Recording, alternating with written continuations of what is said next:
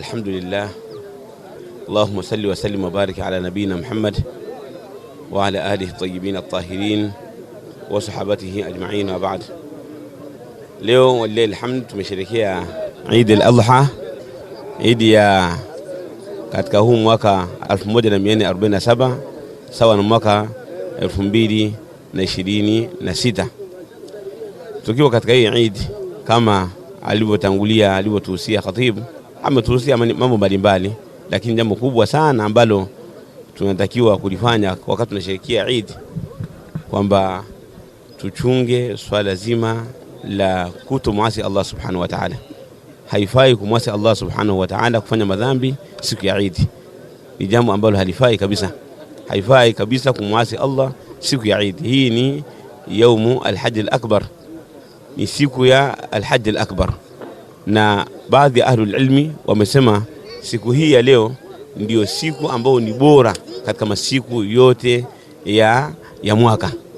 Baadhi ya ahlul ilmi wamelizungumza hili, na baadhi ya ahlul ilmi wakasema kwamba siku iliyokuwa bora ni siku ya Arafa, lakini jamu baina al-aqwal kwamba hii siku ina ubora wake mkubwa na yaumu Arafa ina ubora wake mkubwa kwa kutazama dalili ambazo zimekuja katika Qur'ani na Sunna.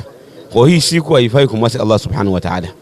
Kwa hiyo tusherekee hali ya kuwa tunachunga yale maamrisho ya Allah subhanahu wa ta'ala, kwa maana tufanye makatazo yake na tuwe ni wenye kulinda kila jambo ambalo ni katika yale ambayo Allah subhanahu wa ta'ala ameyaadhimisha na ametutaka sisi tuyaadhimishe.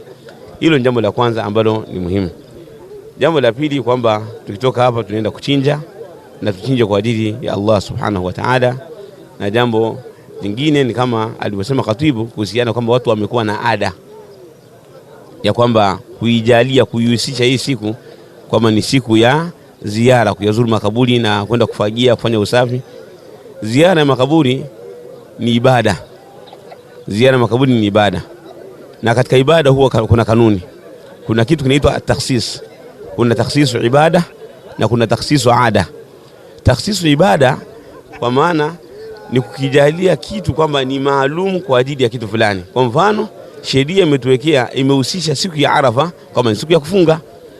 Leo hii ukisema nifunge mathalan mwezi 10 wakati unafunga Arafa, au mwezi 11 wakati unafunga Arafa, utakwambia hapana, hapo umekosea, umefanya bid'a ambayo bid'a hukumu yake ni haram. Kwa hiyo takhsisi ibada kwa maana kuijalia ziara kama ni maalum kwa ajili ya siku ya Eid al-Adha na kufanya usafi, hii inakuwa ni takhsisu ibada. Kwa maana umejalia ziara ni maalum kwa ajili ya siku hii, hii inakuwa ni bid'a ambayo bid'a hukumu yake ni nini? Ni haram. Hii inaitwa ni takhsisu madha? Takhsisu ibada. Ama takhsisu ada ni yale mambo ambayo yanaenda katika ada za watu. Kwa watu wajitahidi katika mambo yao kwamba wafanye kwa mujibu wa sheria za Allah subhanahu wa ta'ala. Naam. Naam Sheikh, na zipi nasaha zako kwa watu ambao wanatumia hii siku kumwasi Allah, hasa kwa vijana na binti, kwa ni fursa kwao ya kutoka na kutembea, lakini huko wanamwasi Allah? Zipi nasaha zako ya kama ambavyo katika haya masiku ni masiku ambayo yana thawabu nyingi mno, ni masiku ambayo yana thawabu nyingi haya masiku ya masiku 10, na la shaka kwamba kuna leo siku ya 10 ambayo ni yaumun nahri, kuna siku 11, 12, 13, kwamba haya yote ni masiku ambayo ya kumtaja Allah subhanahu wa ta'ala. Kwa hiyo ukibadilisha sasa ukamwasi Allah subhanahu wa ta'ala, jua kwamba unaipoteza nafsi yako. Wallahi unaipoteza nafsi yako, unaiangamiza nafsi yako. Watu washerekee, hawajakataza kusherekea, lakini wakati wanasherekea lazima wachunge maharim Allah, wawe ni wenye kuadhimisha sha'air Allah.